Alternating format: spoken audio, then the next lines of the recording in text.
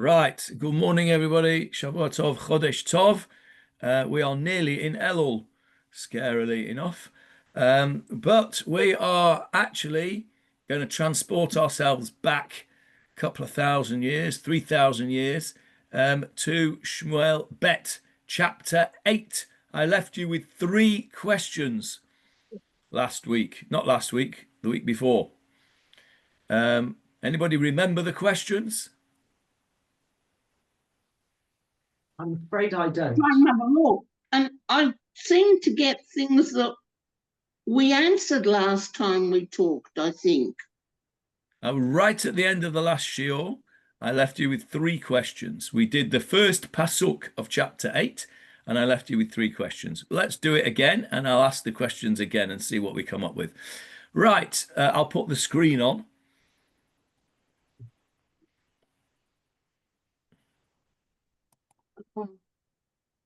Let me know when you have it, please.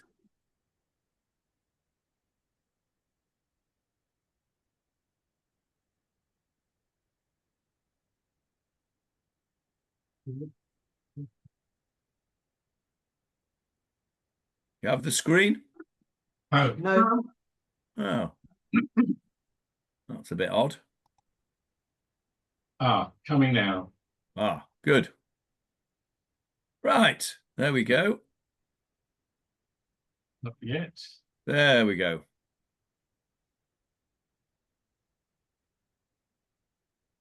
It says that you can see it.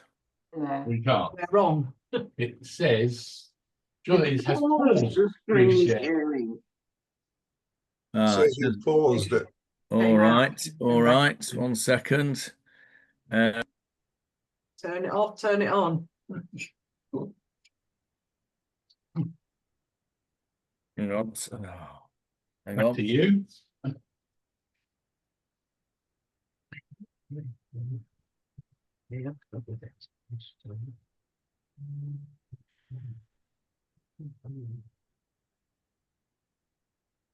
All right.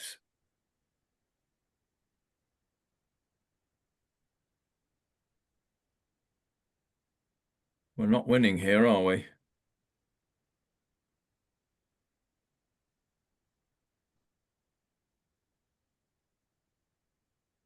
You've got tanachim. Yeah, but I need to find this screen because otherwise I can't show you all the other things. That's true. Right, I'm going to try one more time on here. Let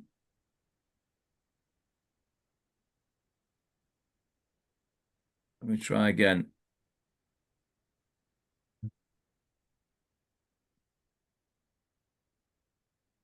I started screen sharing, it says now.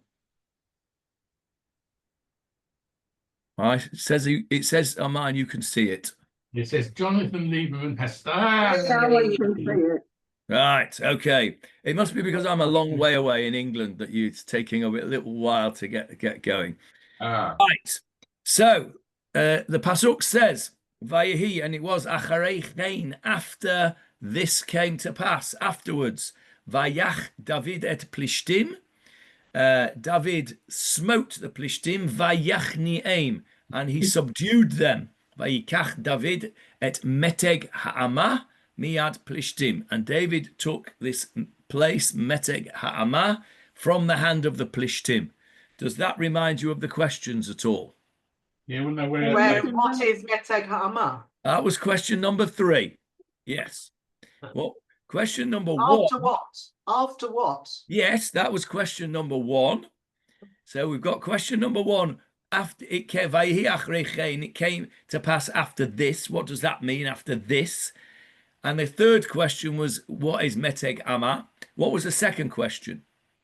Hadn't he already smitten the Philistine? Smitten. Yes, he had smitten them. He'd smitten them twice. This is a third smiting. So the second question was, is this chapter in the right place? And the obvious answer is no, because I wouldn't be asking the question otherwise. So the 3 questions. 1, what is it that this is after? Number 2, which is really a corollary of question 1, is this chapter in the right place? No, it isn't. So where should it be?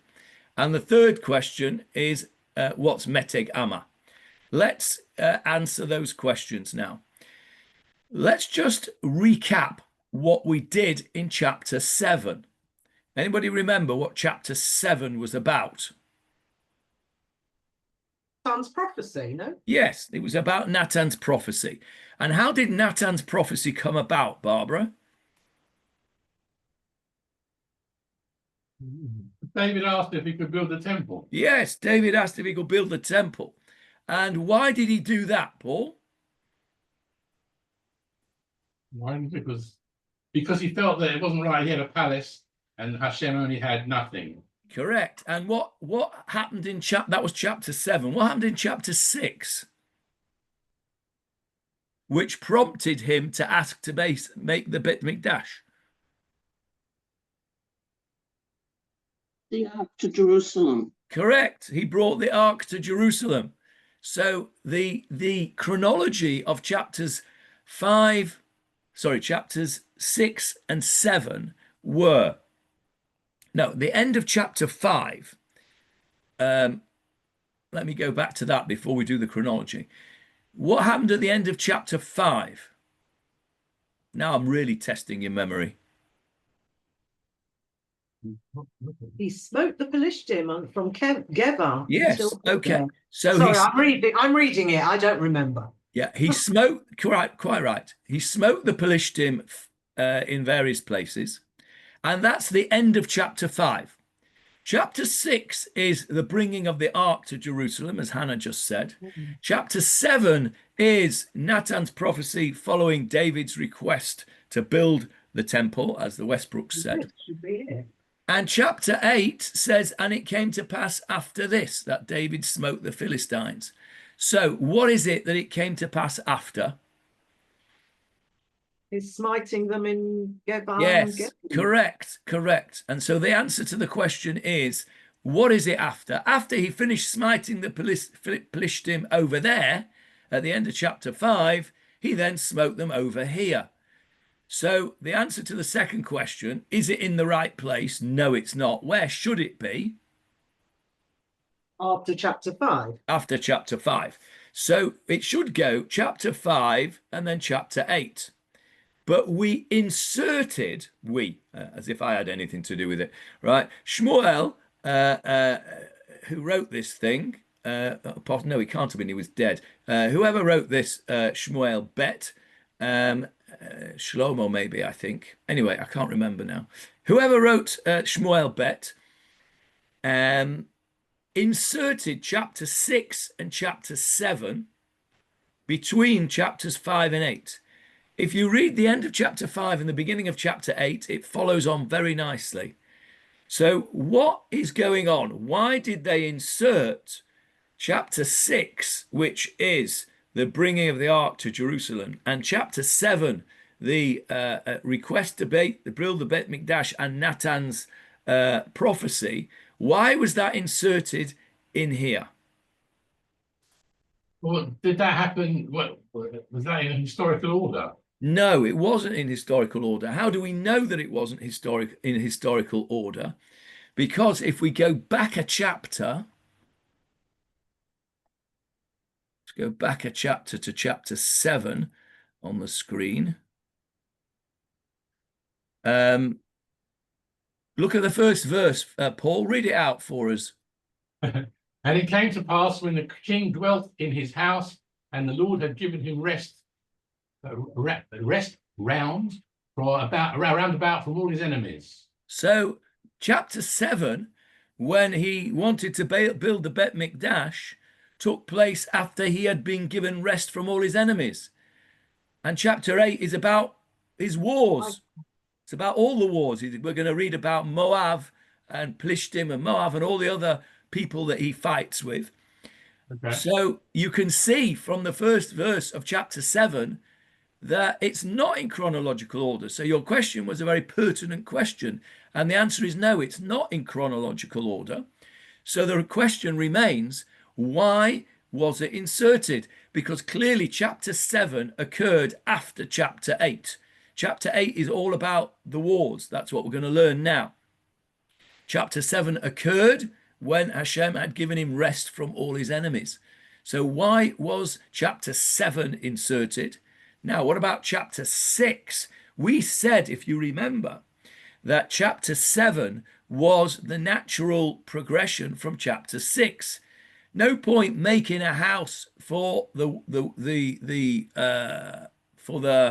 ark if it's still in the hands of the Plishtim, right? So chapter 7 comes after chapter 6, because chapter 6 was the bringing of the ark to Jerusalem. It's now in Jerusalem. The enemies have all been subdued. And then David says, right, well, that's no good. I'm sat here all in peace now in my lovely palace. We need to build one for Hashem, for the ark. And so the two things are connected. So you can understand thematically why 6 and 7 are together, right? That makes sense, yeah? That 6 is the precipitant for 7. 7 is the subsequent or the consequence of 6. So I'm happy that 6 and 7 are a unit. What I'm still not sure about, and we haven't yet answered, is why the author inserted that unit between chapter 5 and chapter 8, because we're clear that chapter 8 follows chapter 5. Yes, Hannah, you have a suggestion, I hope. I read somewhere, and I don't know where, I can't remember, recently, that the ark originally had a wooden housing. And when it came to Jerusalem, and they built the Mikdash, and I don't know exactly at what time, it got its gold encased casing. And the Torah says that a king has to take the Torah with him, or the ark with him, when he goes to war. So which one did he take with him? The wooden one or the gold one? Very good question. And I was going to go on. The answer that it was given, where I read it, was that they took the wooden one, except for the first time, for the time, that one time they took the gold one and it fell into the hands of the Plishtim. And after they got it back, they only ever took the wooden one.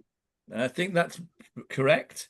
That's my understanding too. But let's just unpack your comments there. So the ark comes back to Jerusalem. Let's assume that the golden ark went out and was captured by the Plishtim. What's likely to have happened whilst it was in the hands of the Plishtim? It gave them a hard time.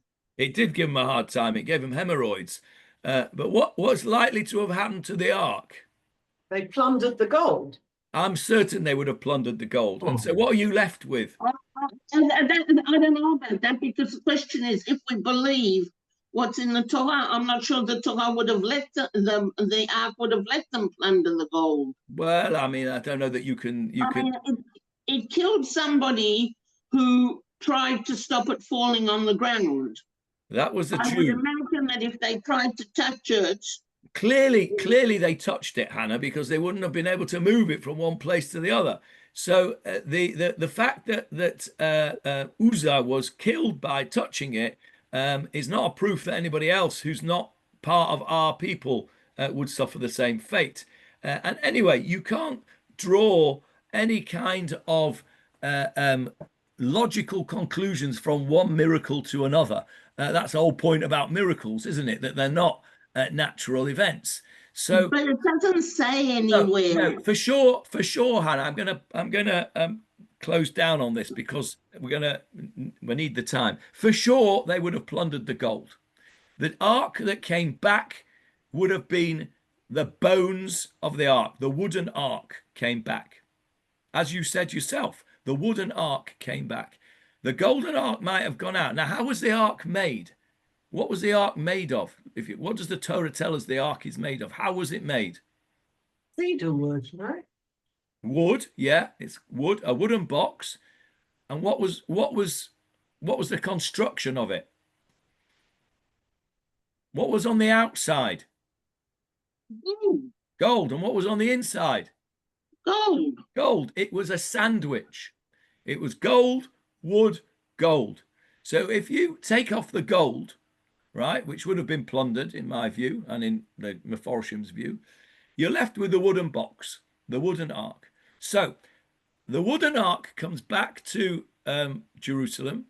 No doubt they would have redone it as the Torah tells them to, and would have re-goldened it. And you're right, Hannah, they weren't going to take that out to the war. My understanding is that there were two arks, and I think you said that was what you read. There were two arks.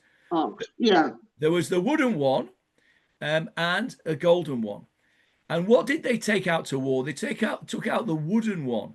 And what was inside the wooden one when they took it out to war? The broken tablets. The broken tablets, correct.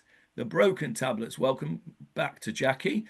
The broken tablets were taken out in the wooden ark when they went to war. The golden ark stayed in the Mishkan and in the Mikdash.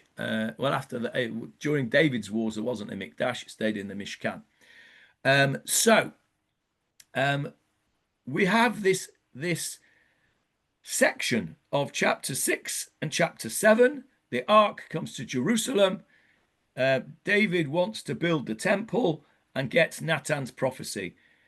It's a unit, and we understand that it follows. It's nice, but why was it inserted in before chapter 8? Why? And to interrupt what is the obvious chronology of the end of chapter 5 to the beginning of chapter 8? What's it doing where it is? That's the question that I want to discuss right now. Anybody got any suggestions as to why it would have been put in there at this time? It confirms that David is not suitable to build a temple because of the wars that he's carried out. Okay.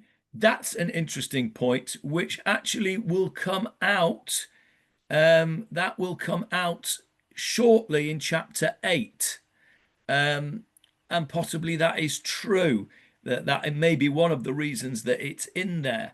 I'm thinking about a more positive reason rather than a negative reason. But what you say is pertinent, and as we'll see in a few minutes when we get to the second verse in chapter 8, but we'll come back to that. The suggestions are like this. Let's just go back to chapter 5 if we can for a moment. There is chapter 5 on the screen now. What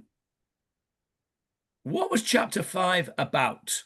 We know what the end of chapter 5 was about because Barbara just read it out to us before.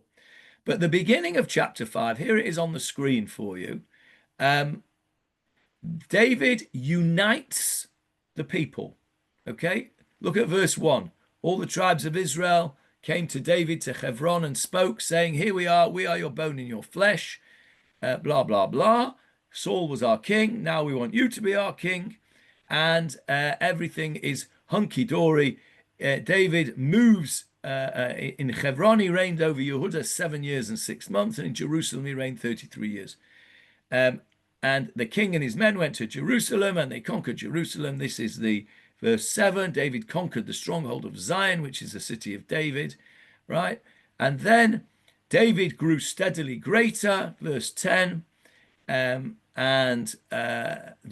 what do we hear? We remember we spent a long time on these verses. David took more concubines and wives from Jerusalem, and all these children were born, all of these people.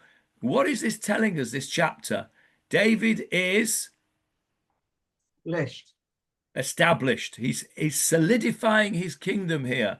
He's united the people. He's got lots of kids. And then the end of the chapter, like you read out, is David fighting the Plishtim. So the the feel of chapter 5 is the establishment of David's kingdom. Then you've got chapter 6, the bringing of the ark to Jerusalem, and chapter 7, Nathan's prophecy that David will have an eternal kingship.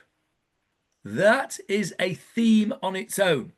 So chapter 5 is actually a dual purpose chapter. Chapter 5 is the beginning of a section of this book which describes David's establishment of his kingship, the solidifying of his leadership, and the establishment of the Davidic dynasty. Chapter 6 and 7, without chapter 5, doesn't give the whole story of the solidification of David's kingdom. Yeah, does that all make sense? That we're dealing with here, 5, 6, and 7 on one level is a unit of its own. It's not just 6 and 7 that's the unit. It's 5, 6, and 7 that all go together to show us that David's kingdom was fully established. And so that has been inserted in here as a unit to give us the feeling as we're reading the book that David's here to stay. And so now that we've got that, we can then go back to the more mundane, if you like, mundane story of chapter 5. Chapter 5 is that dual book. It's on the one hand, it's telling us history, that David actually did these things. He was 33 years in Jerusalem. He conquered Jerusalem. He had all these kids. This is the chronology goes through. And now we're going to continue on that chronology. What did David do with his kingship? So 5 into 8, 5 followed by 8 is one unit. It's a more sort of practical, historical unit. But 5, 6, and 7 is a much more spiritual, a much more futuristic, messianic unit of its own that tells us just how important David is or was and will be on its own. So you've got these layers in Shmuel Bet. It's brilliant when you actually see this. It's brilliant because you've got these layers going on here. And just by asking this question, when it says Vayehi achrei chen, it happened after this, just by looking and asking that question, we've discovered this layering of what's going on here in Tanakh, which is brilliant because otherwise it just passes you by. I don't know about you, but it didn't really occur to me. I can't claim to have said, oh, I wonder why it says it happened after this. It was only because I was preparing the shiur that I saw that somebody asked a question and somebody gave various different answers. So it's superbly put together that you have this double layer. Chapters 5, 6, and 7 are a unit of their own. And I wouldn't even use the word inserted. I think a better word is superimposed on the basic story of 5 into 8. Now, lahavdil, if you read a good novel, there are all sorts of subplots going on here and there, aren't there, in a good novel? And you get taken to one, and then you get back to the main plot, and then there's a couple of subplots going on. And that was what's going on here in Tanakh. The main plot is what we're on now, chapter 5 into chapter 8. But there's a very important superimposed subplot of 5, 6, and 7 to tell us the importance of the Davidic dynasty and how it was established, and that with Nathan's prophecy, it will be there forever. We've got a hiatus, as we've discussed, but it will be there forever. Yes, Hannah? You pushed for time today? Not particularly. Because I've got a red herring again. Okay, fire away. I heard an explanation of Nathan's prophecy that David will rule forever as referring to the book of Psalms, that of which David is credited for writing most of it. And the fact that his Psalm, 60% of the prayers come from the book of Psalms. And the explanation was that everybody is repeating what he has written every day. Till today, we use what David has written, and that was given as another explanation of him ruling forever. First of all, I don't think that's a red herring. I think that's very pertinent. And secondly, I think that's a great explanation. I like that very much. And if you want to expand it, and you think that there are 1.5 billion Christians who also read Psalms. I'm not sure whether they read them every day, but whatever they do, Psalms is an important part of the Christian liturgy for sure. I think that's a very nice explanation, Hannah. Thank you for that. Right. So we've answered question 1, which is after. Let's go back to chapter 8 now. Let me put you back onto chapter 8 on the screen. We've answered question 1, which was, and it came to pass after this. What was it after? It was after the end of chapter 5, which is the David smiting the Philistines. How many times did he smite them in chapter 5, Barbara? Well, it said Gevar and Gezer. I don't know. 2, 3? No, you do know 2, because 2. Read the end of chapter 5 and you'll see that he smites them. He asks Hashem, he smites them, and then he asks Hashem again, and he says, yeah, go and do it again. So twice. So it came to pass after this. So that was question 1. We've answered that. Is this chapter in the right place? Well, yes, it is in the right place. If you unsuperimpose chapters 5, 6, and 7.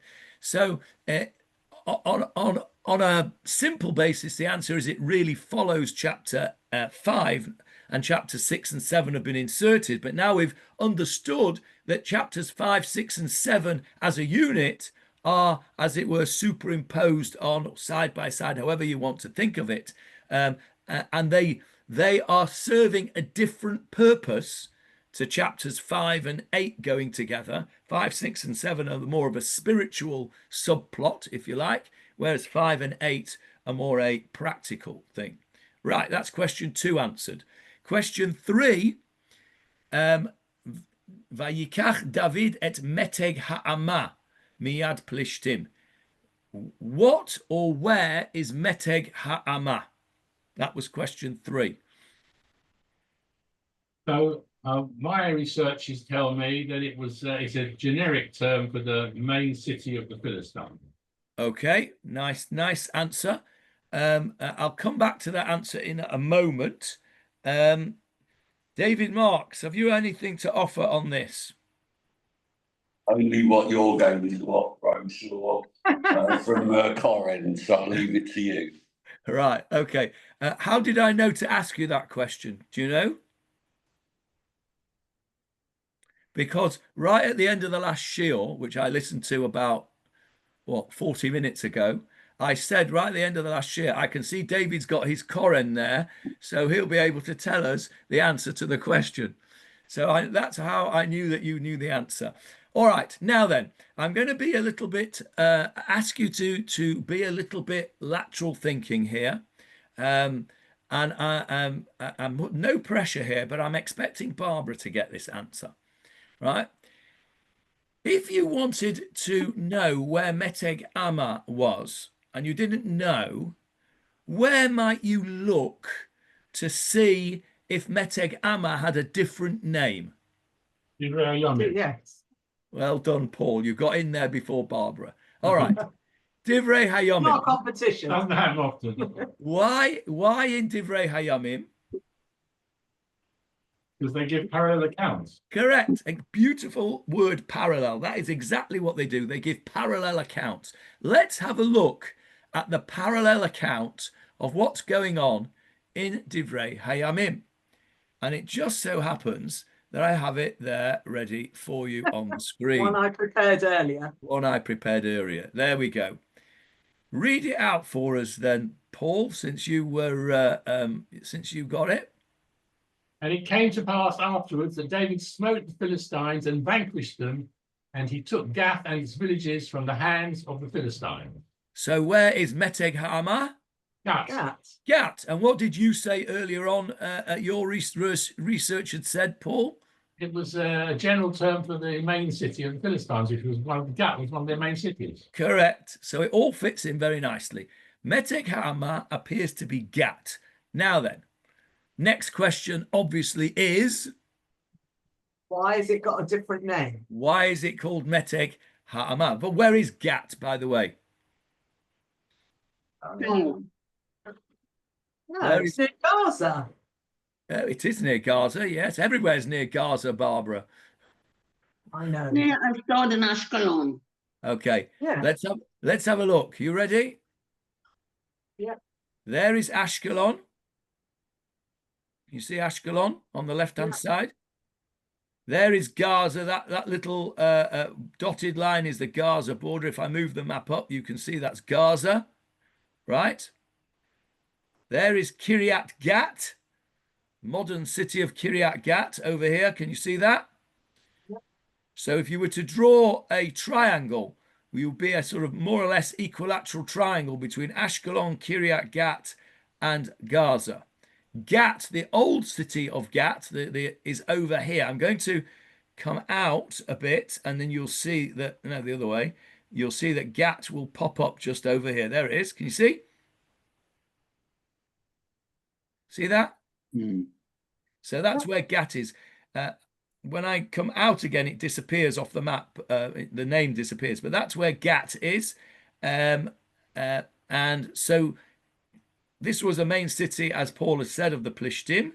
And it's over there. If we could just go a bit further back, you can see clearly what were the main cities of the Philistines: Gaza, Ashkelon, Ashdod, Gat, and Lachish, which is down here somewhere. So David is based where?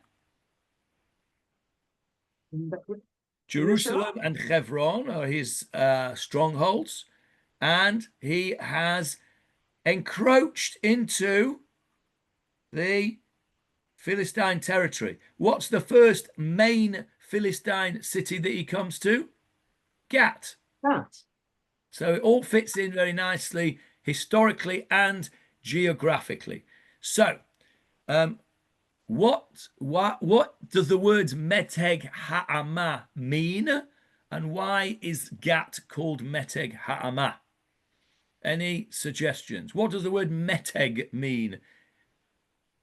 What is a Meteg in modern Hebrew? Meteg is a bit that you put in the mouth of a horse, for example, to guide it. So it became a concept of power, the one who was able to be, who could lead via the Meteg. Okay. All right. Another use of the modern Hebrew use of the word Meteg. It's a switch. Meteg is a switch. In grammar, it's a hyphen, isn't it? A Meteg is a hyphen. Yes, that's right. It's one of the punctuation marks. What is ha'amah? What is an amah?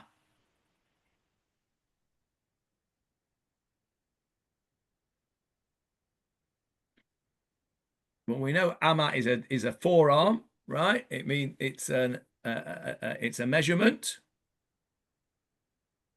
but it also means a water channel, apparently. Yes, so, Amatamayim. Say that again. Amatamayim, yes, Amatamayim. It's a water channel. So Meteg, if you use the word Meteg in the sort of term of switch, Meteg Ha'amah would be something which you use to switch a water channel.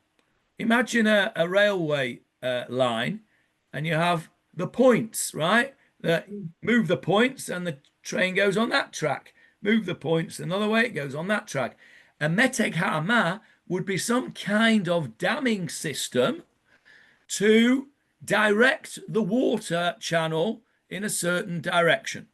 So the suggestion from, I can't remember now where it was, I had it up on my third screen, but since my battery was going, and I had to, and that's why you couldn't see the screen originally, because my battery was low, I had to plug in, and I can't plug in and have 3 screens because I haven't got enough ports on my computer. So I've lost my third screen right now, which was my notes, which told me where I saw this. So I can't remember where it was. But what it said was, the suggestion was that there was outside of Gat, there was a water channel which directed the water from outside the city to inside the city, a bit like the springs outside Yerushalayim. Any of you been to the Gihon springs there and the Gihon channel? You must have been, yeah. Outside Yerushalayim, and they brought the water into Yerushalayim through Chizkiyahu's tunnels, all that stuff. Well, apparently this was quite a common thing, and Gat, being a main city of the Plishtim, would also have had such a water system. Now, if you are fighting against an enemy, we know that from today, don't we? What is one of the things that you can use as a method of attack? Nothing according to the UN. Yeah, nothing. You're right. If you happen to be Israel, nothing. You're right. But if you weren't Israel, David, what could you use? Starvation. Siege. Yeah, starvation. Don't let anything in or out. It's been a method of warfare forever, right? What do we commemorate on Asara B'Tevet, the beginning of the siege of Jerusalem, right? Don't even need to go back that far. What about 1948, where they put a siege around Jerusalem and we couldn't get food in or out? They've forgotten that in the UN, haven't they? Why is anybody shouting humanitarian aid then? No, exactly. Yeah, they've forgotten that. So this is what happened when it says, let's go back to our chapter. So when he says he took Meteg, Vayikach David et Meteg Amah miyad Plishtim, he's taken their water supply. Now, when we come to Divrei Hayamim, right, Divrei Hayamim isn't giving us all the details. It's a summary. Divrei Hayamim is a summary of a parallel story, you're right, but it's much more summarized. He took Gat and its villages from the hands of the Plishtim. Don't tell him the details of this, the siege, the water, not water. The idea is that here, Metg Amah, it's suggested, was the water channel, and by taking the water channel, by controlling the amount of water that was allowed in or not allowed in, you were able then to break the city and to conquer it. Okay, now still not on this same pasuk, we skipped over this word here, Vayachni'im, and he subdued them. He subdued them. Now, in chapter 5, which we have established is the natural predecessor to chapter 8, we read, let's go to chapter 5. Have I got it up? I don't remember if I got that ready. Yes, there it is, chapter 5. If we look at chapter 5 towards the end there, Philistines came and spread out in the valley of Rephaim. David pushed them back clearly. And David said to Hashem, shall I go up? And he says, yep, you go up, and I've delivered them into your hand. He came to Baal Peratzim. He smote them there. And then what happened was they came up again, and they came out of the spread out of the valley of Rephaim. And David said again, shall I go up? And Hashem said, no, circle around them. Do a siege around them. And then he did. David did what Hashem said, and he smote the Philistines from Geva to Gezer. So that's how we left it in 5. And then we come to 8, and he's now established himself all the way into Gat. He's come a long way through here. Emek Rephaim is over here, and he's pushed them all the way back, and he's conquered Gat. So you can see from that David's military prowess here in chapter 8 is very significant. Now, when he gets to Gat, 1 second, Ivor, coming to you in a sec. When he gets to Gat, the Tanakh is telling us he's done the job now. He's subdued them, at least for the time being. Now, I'll come to you in a sec, Ivor. I asked ChatGPT to give me a list of all the battles against the Plishtim in Tanakh. Okay. Now, I didn't have time to check these out, but I'm assuming that they're right. They may not be, but I'm assuming they're right. Have a look at this, and you'll see the reason I did this in a minute. So I simply asked them, which Israelite leaders fought the Philistines? Bring me references from Tanakh. Okay, that's my question to ChatGPT.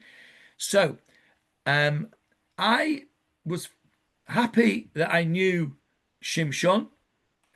We've done that together. Shimshon fought the Plishtim. That's famous.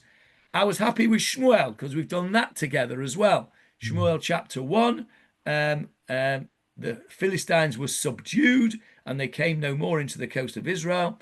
Subdued doesn't mean completely destroyed, does it? Because they're at it again now.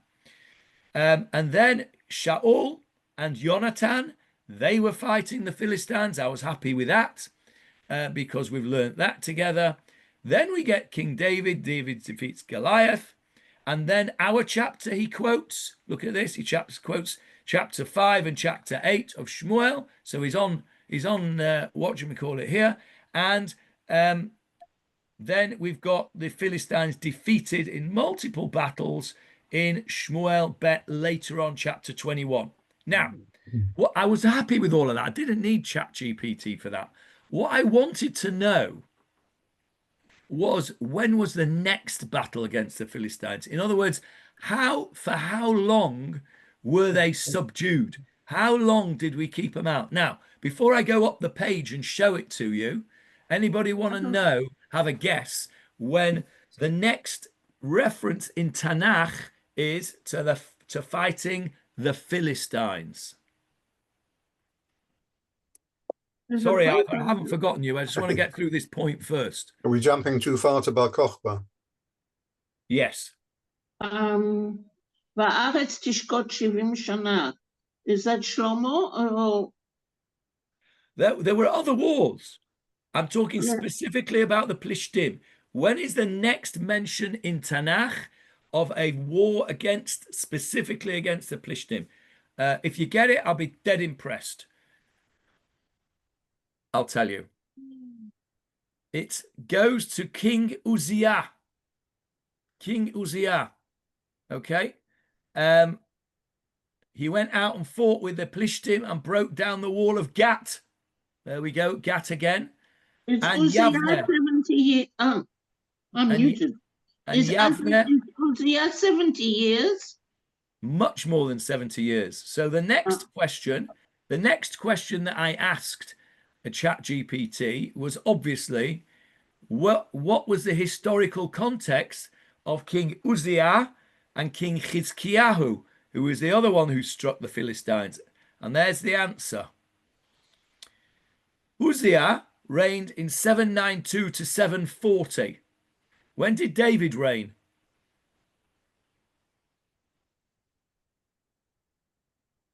A 1000 to 960. So we're talking 200 years.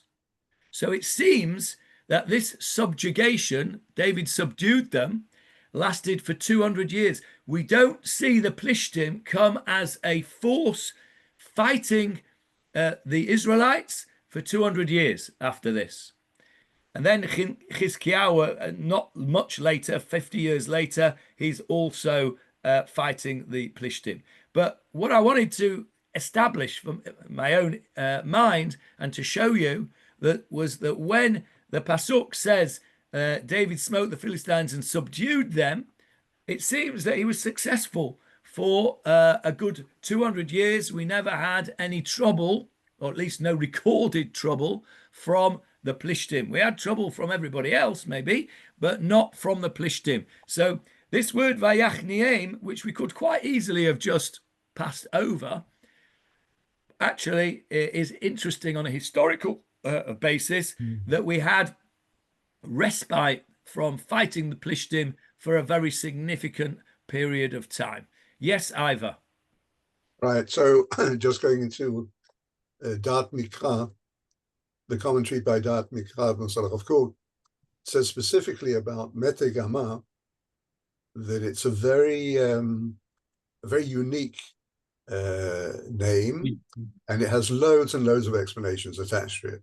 But it comes back, it says again, the meteg is in fact the metal piece which was put in the animal's mouth, attached to a harness around it, in order to direct it and point it which way you wanted it to go. One sec, stop there.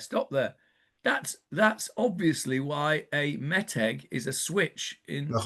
Yeah, I never put that together. That's brilliant. I love that. Go on. That comes together. Comes incidentally very nicely together. And then he says that that's right. So then he says, and that it was also applied to somebody who had sufficient power in order to direct his people. And then he says, Rashi specifically says that it was Metg Amah was a name for gut. Stop there, Ivor, and have a look at the screen. I've put the Rashi on the screen for you because I also had seen that Rashi. Thanks for reminding me. I meant to show you this later on. Metg Amah, Rashi also knew to go to Divrei Yamim, just like Paul. There you are, Paul, you're in good company. Rashi also went to Divrei Yamim, and it says David took Gat out of under the Philistines. Gat is called Metg Amah, literally an ox goad. There you go. That's what Ivor's just told us, because it was the rod that governed over all of the Philistines. It was a metropolis of kings, which makes sense because Paul told us that Metg Amah was the name of the main city of the Plishtim, okay? And it also makes sense why, having conquered Gat, they subdued them for a long time, because this was the metropolis. They've conquered the capital. They've conquered what would today be Gaza City. Don't go there, right? So we do not. And why does he say that Gat was the main city of the Plishtim? He says because Rashi says, we do not find among all the Philistine lords of Gaza, Ashdod, Ekron, Ashkelon, a name of a kingdom except in Gat, where we find Achish, the king of Gat. So he says that Gat was the main capital. Having conquered Gat, that all fits in nicely. Excellent, Ivor. Any more in there? Look, the only thing which doesn't annoy me, I just think it's a general thing. We've spoken about this between us in the past. We are facing a life and death struggle against Arabs calling themselves Palestinians. And here we're reading part of the story which just blows them to pieces. It's not being used. This story that they related the Philistines to the Plishtim, and we've got to go back to where the name of Palestine comes from, which was Hadrian the emperor, who did it to stickers in the back after Bar Kokhba upset him by beating him in a few battles. The name Palestine, the whole thing is a farce from beginning to end. I mean, we're reading absolutely the history, the basic, and it needs something. One of your letters to Jerusalem Post can talk about it as well. It's crazy that the government doesn't handle it. They're now saying they're going to start doing Toda'ah, not so much Hasbara. How do you translate the two? Hasbara is PR. PR, and Toda'ah, awareness.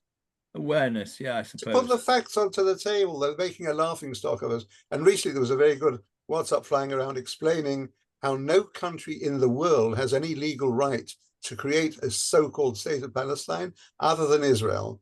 After the partition plan, which gave a state to the Jews and to the Arabs, we accepted immediately. And they decided to make war instead, and they rejected it. And then apparently the United Nations had 3 years in which to declare a state of Palestine. They never did. So the whole story is dead. We're getting digressing here. I'm afraid. Yeah, let's leave that for a different forum. I have a different question. Yes. We'll save it for another day. Why did it start with Vayehi? That's supposed to be for bad things, and this is good things. Okay, that's you're keen on your Vayehi's, aren't you, Paul? I am. Yeah. Why does it start with Vayehi? Okay, I'll give you a suggestion in a little while. Okay, we might not get to it today, but I'll remind myself at the end of the shiur, so I'll come back to it. I do have an answer's popped into my head, but it's contingent on us learning a little bit more in the chapter. Okay. Okay. No, So it's simple. It's Vayehi b'mei. There's a time of I think Paul's right, David, that Vayehi, generally speaking, is accepted as being bad tidings. No, I think according to the Gemara, it's only when it's got b'mei added. You think so? We need to check that out. My understanding was the same as Paul's, but I'm willing to be corrected. Find us the Gemara, please, David, for next week, or now even if you've can do it in the next 3 minutes. But I've got a suggestion anyway, but we won't get to it in the next 3 minutes. So let's just take the Rashi off there. Thank you for that. So now that's a very interesting, the idea of the bit or the ox goad and the switch in modern Hebrew. Another example, another brilliant example of the use of ancient Hebrew to become into modern Hebrew. I was talking about this over Shabbat here in Manchester with somebody about the genius of Eliezer ben Yehuda and how the language has come back to life, and that's a very good example. I want to finish with verse 2, and I will, with verse 2, I will just answer without any discussion Ivor's point about Hasbara. Okay, have a look at verse 2. Vayach et Moav. So he's finished with the Plishtim now. Vayach et Moav, and he smote Moav. Vayemadadim, can't see it so clearly. Vayemadadim bachevel, and he measured from Midah. He measured bachevel with a rope, a line. Hashkevotam arza, and he made them all lie down on the ground. Vayemaded shnei chavalim lahamit, umolo hachevel lachiot. He measured 2 cord lengths to put to death, and 1 full cord length to keep alive. Vatehi Moav leDavid laavadim nosei mincha. And the Moabites became as servants to David, bringing presents. What David did with Moav is seemingly arbitrarily, he killed 2/3 of the people. If you are going and I don't want any discussion on this, this is just a statement. If you are going to use tanach as hasbara, you are going to get yourself into big bother, because somebody's going to pick up on that pasuk and say, look at King David, look at their ancestor, arbitrarily killed 2/3 of their enemies without even just a second thought, just measured a line, 2/3 dead. Right, end of. It's not so straightforward using tanach as hasbara. That's just a statement, not for discussion. Now, we're going to come back to this pasuk next week. One sec, because we're finished. I've got to go. We're gonna come back to this pasuk next week. We're going to start with this pasuk. He smote Moav, and I'll tell you a fact, and that is that David is more harsh with Moav than any other of his enemies. This is all the Mefarshim say, this is an incredibly harsh thing that he does with Moav. And the question is, why Moav? Why is he so anti-Moav? Why is he so aggressive against Moav? What has Moav ever done to him that he wants to treat them in a much, much more harsh manner than anybody else? That's the question for next week. I Lots from also. Moav. They killed his family. Okay, well, okay. I want your proof for that next week, please. The other question that I need to address, and David needs to address, is Vayehi or Vayehi Bimei.